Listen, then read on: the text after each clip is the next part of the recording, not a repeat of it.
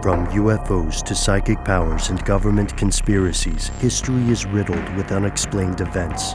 You can turn back now or learn the stuff they don't want you to know.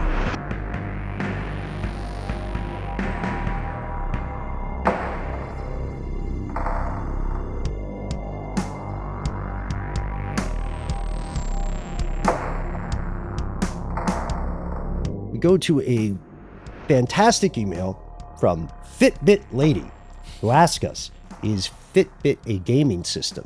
Here we go. Hey guys, love the show. I'm currently listening to Are Video Games Addictive? And you were discussing badges and such, and it got me thinking. I am not a gamer. I have zero time. I'm a mom of 3 kids in 3 different grade levels who do not give me any me time. My oldest, who is 14 years old, does game regularly. Anyways, you were discussing the reward system used in video games, and it made me realize that I am certainly a reward-driven human. I wear my Fitbit religiously to track my steps, and I get so excited when I win a challenge or get a badge. I'm currently on a step streak where I've gotten my steps 7 days in a row, and I was up late last night pacing around the room to make sure I get my steps for the day. Am I using my health tracking app the same way that gamers use their game system? Very interesting. Signed, Fitbit Lady. Yes. What do you think? Yeah. Yes, The answer is yes, FBL. The answer is yes. And that is by design. This is something that Matt, you and I, back in the day, had some firsthand experience with. It's a technique known as gamification. And gamification is this brilliant, if not always considerate method of taking elements from any kind of game, just the most general ideas of how you would define a game, and taking those elements and putting them into a non-game situation. So how do we define a game? Those are things like, let's see, competition is a big one, right? And then there are things like, even if you're competing with yourself, like in solitaire, and then there are rewards, right? And there are punishments or consequences, it's taking the Skinner vibe and putting it into things that ordinarily may not have had that. What do you think are some good examples of gamification? Other than Fitbit, you're absolutely right, Fitbit Lady. It is gamified. Fitbit for sure. A lot of the apps that I have tried out, like newer apps that I've attempted in the past, ones that have to do with ordering food, with getting a ride. A lot of those have small examples of gamification within them where you can get small rewards for using them in a certain way, or for ordering at a certain time, or going for a certain distance. But the biggest one for me in my world right now is my son just started kindergarten, and we signed up for an app titled Class Dojo, and the entire school system where he goes is using it. And on here, the teachers throughout a day, I just opened it up to check it out while I'm talking about it. I have to make sure my notifications are all good. Cool. Throughout the day, his teacher, when he's in class, will give him points, and you can get positive points, neutral points, or negative points. Oh, wow. And at least I've only seen positive points right now, because as they begin the school year, they only give the kids positive points as they learn it. Okay. At least for the kindergarten level kids. And also as the parents learn the app and everything. But then the parents, here's where it's super gamified, Ben. Okay. The parents take it home. And when your child is, say, reading, you can give him a point for reading. Oh, no. If he's listening and paying attention, give him a point. Did he eat? Is he eating? Right. Is he eating his vegetables? He gets a point. Rutabaga or whatever. Oh, yeah. boy. Did he help dad build a Minecraft world? Negative points. Dang.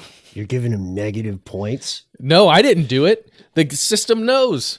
No. It's like you're playing a video game. No. That's negative points. Yeah, that's startling. How do you feel about that? It's so new still, I guess, for you guys. Well, it's weird. Yeah, it's weird.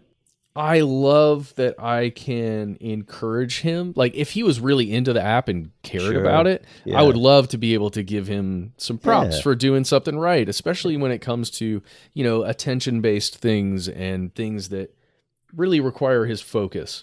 Uh, I would love to be able to do that, Mhm. but he doesn't care. Does he get prizes? There are things that the school will do associated with your Yep. levels. I think I Cool. don't know. Cool. Cool. Yeah, well, I mean, you had Book It. We had Book It. Yeah, And Book It was like, read X amount of books and then you get a personal pan pizza. And I'll be honest with you, at the time, it was the best pizza I ever ate. Because I he was like, earned it. I was so, I think that happens to a lot of kids. I was so into myself. I was like a proto Kanye West about it. You know what I mean? Step aside, other people at Pizza Hut buying pizza with your money. Dude, that's why we're here. That's why we're making this show, because we were both book it like kings. Yeah, kings or fiends, somewhere in between. Before the beat drops, let's continue. So this is happening, Fitbit lady, and this is something that is not, again, it's not inherently sinister, but we know that it drives engagement because human beings like to play. You get points. That's one of the defining elements of things that have been gamified. You can get those badges, those achievements. You might have something like a leaderboard, which says, like in any app, let's say I'll just make something up. Let's say you had I love the idea of a food delivery app. And the food delivery app is giving you points, and the reward you get ultimately is like a small discount, right? You get like Mhm. 5% off, or maybe even 10% off, or something. And let's say in addition to that, they have a leaderboard, and they're like, "Congratulations, you've moved up to level 4." And you might not know what level 4 is in this context, but then a leaderboard pops up, and you're like, "Oh, level 4 means in a 2-mile radius, I'm the 40th uh, most influential user of this food delivery app." And then for some people, that's an immediate trigger to be like, "No, no, no, no, no, no, no, no. I am level 3 at the very least." And like, that's how it works. And then you can see a lot of analytical data, right? Performance graphs. How many steps did you take, right? How many times did you order from this restaurant? Or how many miles did you drive? How many accidents did you report for your fellow users, right? And then this builds a meaningful story about you. You have a little version of you that you can customize sometimes. And you might have competitors, but you can also have people you team up with to cooperate with. So it's found in a lot of things that may not ordinarily occur to people, like a driving app. Apps are crazy about this, but also simpler analog things like Book It. And the argument for something like Fitbit or any health tracking app like this is that this gamification, because it keeps you engaged, helps you beat the statistics, which usually the statistics for consistent use or consistent exercise, really, they often dip, right? It's the famous January, February dip post New Year, but it plays out pretty often. So this is something in this case that is meant to help users, but at the same time, it is meant to keep them plugged into the game. And God. I think the future is gamification, or an increased frequency of it. Did you guys bring up social media gamification? Maybe a little bit, Okay. but let's talk about it now. Yeah. I think I think we've talked about this before. Oh, the Just likes, yeah, the any retweets. on any social media, there's the like, there's the heart, there's the all that stuff, and there's things you can do. And while you don't get an achievement in the way you would on an Xbox or something, Mhm. your achievement is seeing some number grow and just knowing that whatever you did is more and more popular and more popular, Mhm. or nobody cares at all, which is an achievement in itself. Right. And there's another version of social media, online dating apps. I'd love for everybody who wants to learn more about this to read an article in Wired by Nancy Jo Sales called "Online Dating Apps Are Actually Kind of a Disaster." And it's a huge industry, but these apps also are gamified. You know what I mean? Like, it's there's something about the payoff that happens when you when, oh my gosh, somebody also swiped on me, they like me, I have value in a social context, which is, Mm. people probably don't maybe think about it in those transparent of terms, but we know that this is gamification at work. We know that there is a lot of thought put into the controversies surrounding gamification. Um, if you like to read papers that do a good job of giving you the lay of the land, um, there was one I found called A Critique and Defense of Gamification by Aaron Chia Yuan Hong. And this is free to read online. It was published in 2017 in the Journal of Interactive Online Learning. And the entire argument here is that, yes, these pitfalls may exist, right? Even to the point of addiction, Mm-hmm. but that gamification overall is beneficial because, get this, reminds me of your story from just a second ago. Gamification is a way to improve student engagement, motivation, attendance, and academic performance. So the idea is, if you look at a cost-benefit analysis of this, overall, it would be a good thing. But what would you see as some of the controversies or criticisms surrounding gamification? I'm interested. Well, for me, the biggest criticism is just keeping the users, the individual user's mind in a constant state of need to do the next thing or to get another thing, to get that dopamine hit. That's the scariest thing. The most positive thing is that it's true. If I got something in my house, Mm-hmm. I completed a chore outside, I mowed the lawn, let's say, and it's like I walk in the house and he goes doo, doo, doo, and just lets me know, oh, you mowed the lawn, great job. I'd be like, cool. And then it's like, you've mowed the lawn 5 times in the past 2 months. Like, if that was a thing, Mm-hmm. that'd be great. I'd be like, man, I'm gonna mow the lawn again. I'm excited next time I mow the lawn. Oh, you Yeah. paid your mortgage. Mm-hmm. And you can, and like a ka-ching sound, Yeah. and this can nudge you toward behaviors, right? We can't be the only people who are thinking of the Sesame or social credit system in China. That's one of the first things I thought of, that and Book It, when I heard what's happening at that kindergarten. Again, it's not necessarily a bad thing. It's like any other technology. It's all in the way it's used. We do need to mention dopamine. This goes Yes. back to the dopamine we talked about briefly in that episode, but dopamine is a neurotransmitter. There are other types of neurotransmitters. All it really means is there's a chemical, and this chemical is a messenger that takes a signal from a neuron across a synapse to another target cell, which could be a couple of different types of cells. Why is dopamine a special neurotransmitter?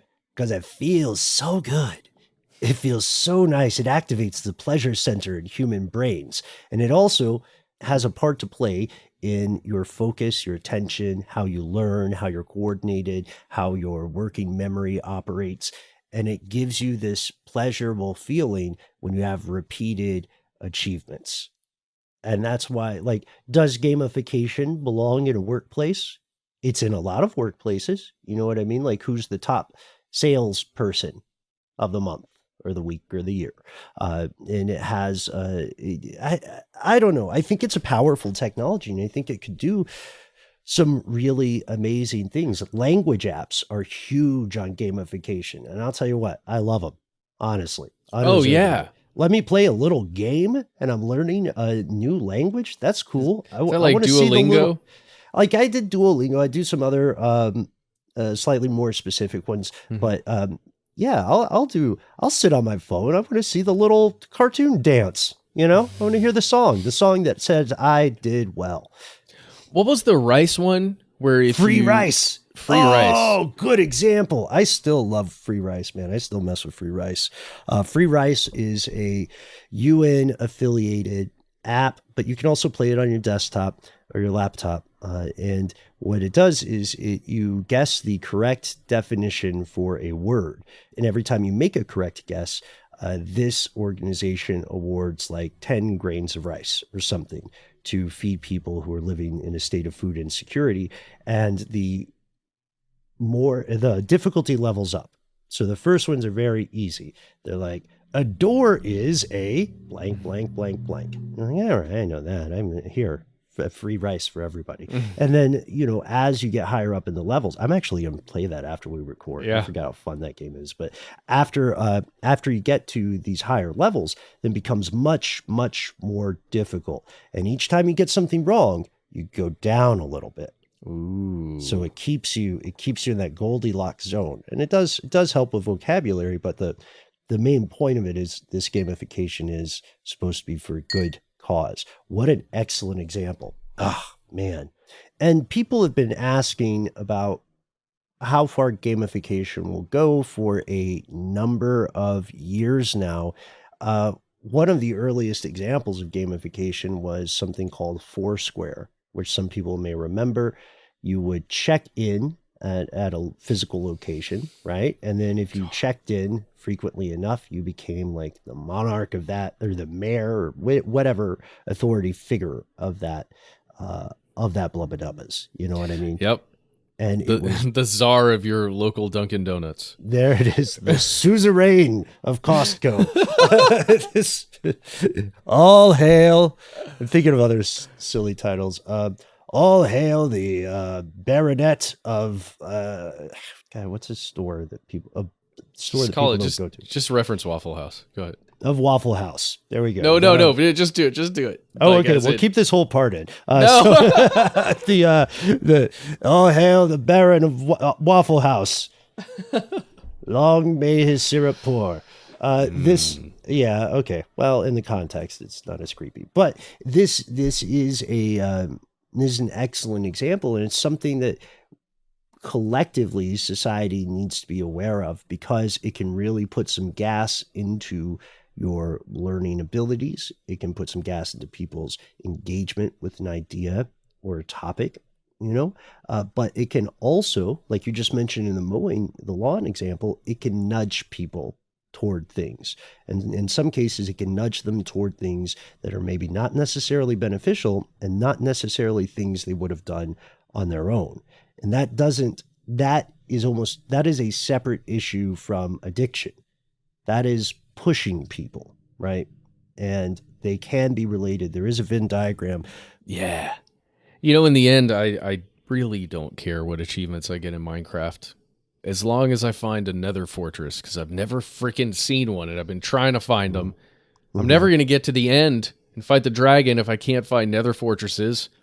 I don't know if that's even true. I don't know what I'm talking about. I mean, I'm so in because I'm just interested in the world, and sometimes the specifics of an achievement in a game or a gamified system don't really matter. You just need a win.